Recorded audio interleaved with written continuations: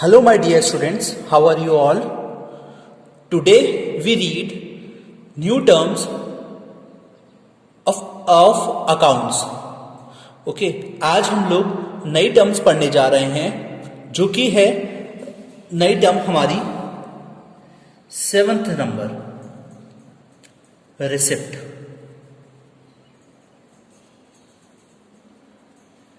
ये जो टर्म है ये भी टर्म बहुत ज्यादा इंपॉर्टेंट है।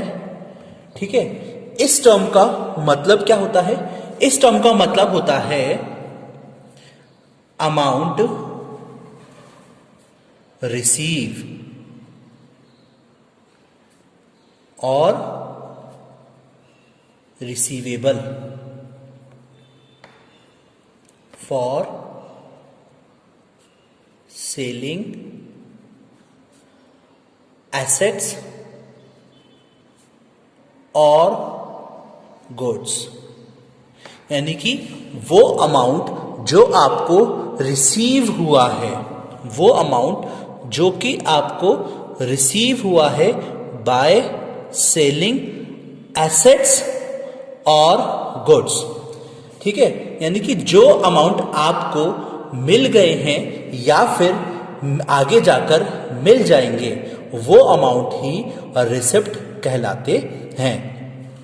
अब देखिएगा, रिसिप्ट्स के अंदर दो चीज हैं। अभी मैंने आपको बताया, एक होता है असेट्स को बेचने से आपको अमाउंट मिले, एक होता है गुड्स को बेचने से आपको अमाउंट मिले। सबसे पहले हम लोगों को यह जानना है कि एसेट्स और गुड्स होते क्या हैं। देखिएगा, एसेट्स और गुड्स, ध्यान से समझिएगा। एसेट्स के अंदर वो चीजें आती हैं जो कि हम लोग लॉन्ग टर्म तक हमारे बिजनेस में रहती हैं, जैसे कि मशीनरी, लैंड या फिर कोई इक्विपमेंट। ठीक है, ये चीजें क्या हैं? हमारी एसेट्स होती हैं। जब तक ये हमारे मार्केट में हमारे बिजनेस में रहेंगी तब तक हम लोगों को प्रॉफिट होता रहेगा। अब देखिएगा, इसके बीच में डिफरेंस क्या होता है, इन दोनों के बीच में डिफरेंस क्या होता है, इन दोनों के बीच में डिफरेंस समझिएगा। सपोज करिए एक कोई पर्सन है, उसका बिजनेस है, उसका कोई बिजनेस है, उसका फर्नीचर का शोरूम है। ठीक है, उसका फर्नीचर का शोरूम है। ठीक है, तो उसके फर्नीचर के शोरूम में उसके यहां पर गुड्स कौन से होंगे? सारे के सारे फर्नीचर। ओके, इसके सारे के सारे जो गुड्स होंगे वो फर्नीचर होगा। वहीं अगर मैं बात करूं, मोबाइल डीलर है एक, मोबाइल डीलर। अब मोबाइल डीलर के पास सारे के सारे जो गुड्स होंगे वो गुड्स कौन से होंगे?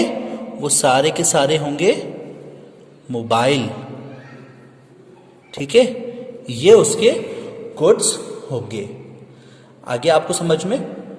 वापस से समझिएगा, एसेट्स क्या होते हैं? वो चीजें होती हैं जो लंबे समय तक हमारे बिजनेस के अंदर रहकर हमको क्या प्रोवाइड करवाती हैं? प्रॉफिट प्रोवाइड करती हैं, और हम लोग इसको नॉट फॉर रीसेल, ठीक है ना, हम लोग इनको बिजनेस में रखते हैं रीसेल करने के लिए बिल्कुल भी नहीं। हम लोग इसको रीसेल नहीं करते हैं। ठीक है, अब हम लोगों ने क्या करा? गुड्स हो गए हमारे, जो गुड्स हैं फर्नीचर और मोबाइल। ठीक है, हम लोग जब भी कभी इनको सेल करते हैं, हम लोग जब भी कभी इनको रीसेल करते हैं या फिर सेल करते हैं, ठीक है, जब भी कभी हम लोग इनको सेल करते हैं, गुड्स सोल्ड, तो फिर क्या होता है? इससे हम लोगों को एक अमाउंट रिसीव होता है, इससे हम लोगों को अमाउंट रिसीव्ड होता है। अब जो ये अमाउंट रिसीव्ड होता है, इससे ही हम लोगों को एक रिसिप्ट मिलती है, जिसे हम लोग बोलते हैं रेवेन्यू रिसिप्ट। ठीक है।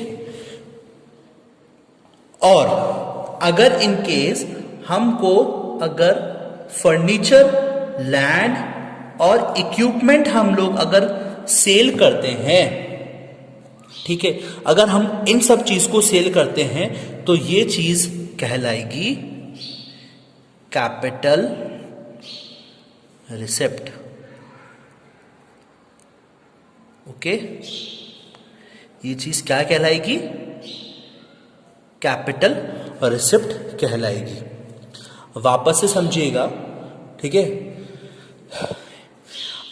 रिसिप्ट वो चीज होती है जो कि हम लोगों को अमाउंट, मतलब रिसिप्ट का मतलब होता है हमारे पास अमाउंट का रिसीव होना। ठीक है। अब वो अमाउंट या तो फिर रिसीव होगा, या फिर अमाउंट मिल गए हैं, या फिर आगे जाकर हम लोगों को वो अमाउंट मिलेंगे। ठीक है ना। और वो किस वजह से मिलेंगे?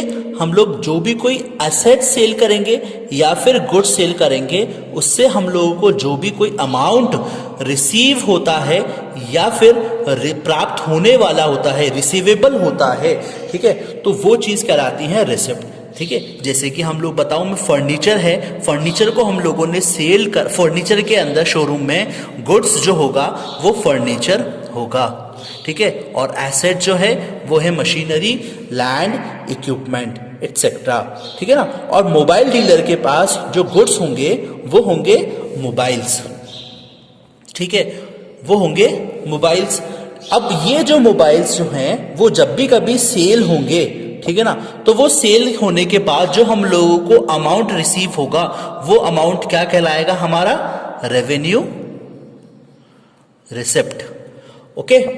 और इन केस वैसे तो ये चीज होती है मशीनरी और लैंड और इक्विपमेंट, ये चीज होती है ना, ये सेल नहीं होती है मार्केट बिजनेस के अंदर। इन केस कभी अगर हम लोग इनको सेल करते हैं तो जो अमाउंट हम लोगों को रिसीव्ड होता है तो वो अमाउंट क्या कहलाता है? Capital receipt. ठीक है बच्चों, आप लोगों को आई थिंक ये समझ में आ गया होगा। अगर फिर भी कोई प्रॉब्लम होती है तो मुझे बताइएगा। ठीक है ना। अब हम लोग पढ़ेंगे नेक्स्ट एक्सपेंडिचर।